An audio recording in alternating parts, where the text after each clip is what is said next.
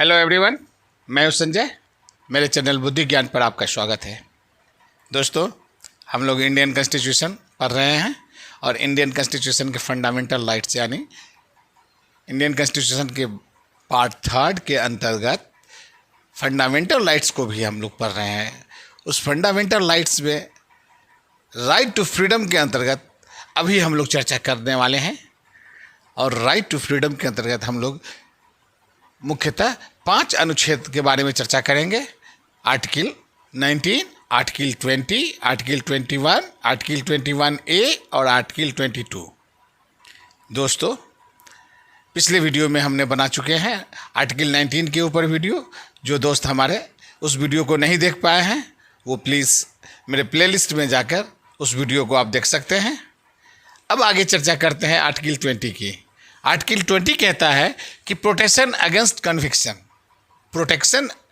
Conviction for offence, यानी हमारा संविधान उन लोगों को भी प्रोटेक्शन देता है जो लोग क्रिमिनल गतिविधि में लिप्त हैं, जिनके ऊपर क्रिमिनल गतिविधि की चार्जेस लगे हुए हैं या उनके ऊपर के कोर्ट में मुकदमा चल रहा है, उनको भी हमारा संविधान प्रोटेक्शन देता है। अब कहिएगा कि क्रिमिनल गतिविधि में काम लगे हुए संलिप्त लोगों को प्रोटेक्शन किस बात का संविधान देता है? तो हाँ दोस्तों, प्रोटेक्शन उनको भी देता है। वो प्रोटेक्शन है उनका कि अगर जितना उनके ऊपर जो चार्जेस है और जितना उनके ऊपर सज़ा होनी चाहिए उससे ज़्यादा सज़ा नहीं हो पाए, इस बात का हमारा संविधान ध्यान रखता है उनके लिए भी जो क्रिमिनल चार्जेस में लिप्त हैं और जिनके ऊपर क्रिमिनल चार्जेस लगे हुए हैं और या तो उनका कोर्ट में ट्रायल चल रहा है, क्रिमिनल चार्जेस का ट्रायल चल रहा है। तो दोस्तों, आइए डिटेल में पढ़ते हैं protection against conviction for offence. Article 20 को 3 भागों में बांटकर हम लोग पढ़ने वाले हैं। पहला, no ex post facto law. दूसरा, नो डबल जियोपार्डी। और तीसरा, नो सेल्फ इनक्रिमिनेशन। यानी इस तीनों को देखते हुए सबसे पहले हम लोग स्टार्ट करते हैं आर्टिकल 20 के ये पहला no ex post facto law. ये कहता है, इसका अर्थ होता है कि parliament, it means that parliament can not pass any legislation with retrospective effect. यानी क्रिमिनल केसेस में कोई भी कानून पार्लियामेंट जिस डेट से लागू करती है उसके पीछे से किसी भी व्यक्ति को सज़ा इस केस के लिए या क्रिमिनल केस के लिए कोई सज़ा नहीं दे सकती है।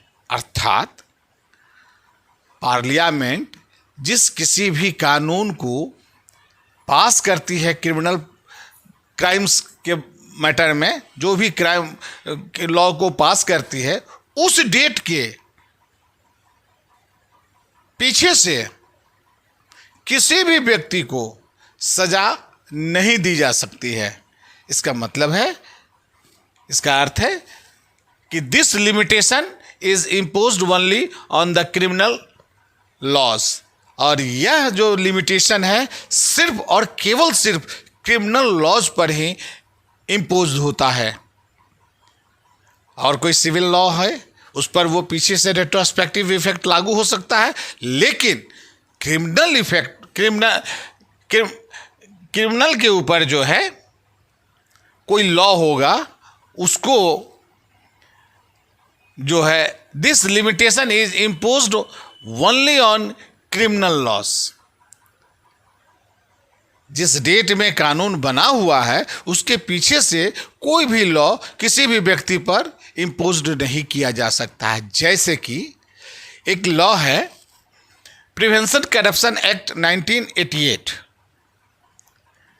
ये करप्शन एक्ट जो था, इसके लिए पार्लियामेंट ने 1988 में एक लॉ को पारित किया कि कोई भी व्यक्ति जिसने करप्शन किया है, मान लिया कि वो 1987 में करप्शन किया है और 1988 में ये लॉ आया है और उसके ऊपर 2022 में इस लॉ को इम्पोज्ड किया गया है, उसके ऊपर ये चार्जेज इम्पोज्ड किया गया है, तो इसके लिए उस व्यक्ति को 87 में किए हुए कार्यों के लिए, करप्शन के लिए कोई सज़ा नहीं दी जा सकती, क्योंकि उस समय में कोई इस प्रकार का लॉ ही नहीं था जो करप्शन के बारे में कोई सज़ा दे सके।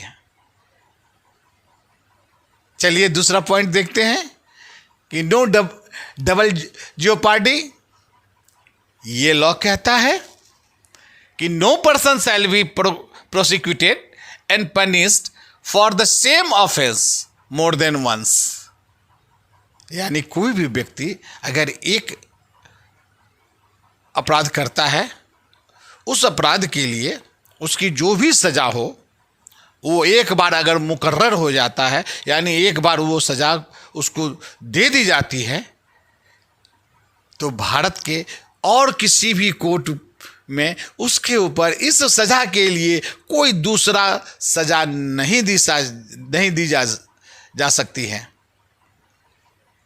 जैसे कोई भी व्यक्ति अगर किसी का मर्डर किया हो और उसके लिए सज़ा है 3 साल से 10 साल तक के बीच में, और उसको सज़ा कोर्ट ने, सब जुडिशल कोर्ट ने दे दिया है, फिर उसी केस में उसको भारत का कोई भी कोर्ट दोबारा सज़ा नहीं दे सकती है। यह लॉ है, इसके यही है नो डबल जियोपार्डी लॉ। अब तीसरा पॉइंट आता है नो सेल्फ इनक्रिमिनेशन, यानी किसी भी अपराधी को अपने खिलाफ स्वयं को अपराध साबित करने के लिए उसे कंपेल नहीं किया जा सकता। No person accused of any offence shall be compelled to be a witness against himself. यानी कोई भी अपराध किया गया, उसके द्वारा जो कोई अपराध किया गया हो, उसको कोई भी पुलिस या मीडिया कोई दबाव नहीं दे सकता है कि आप स्वयं को आप यह कह दे कि हाँ हमने अपराध किया है।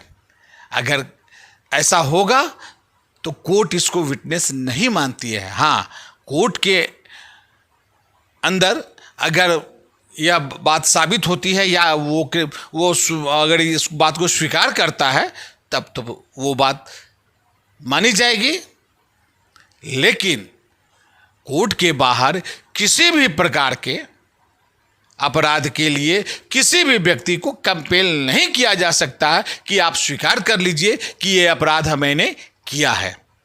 जैसे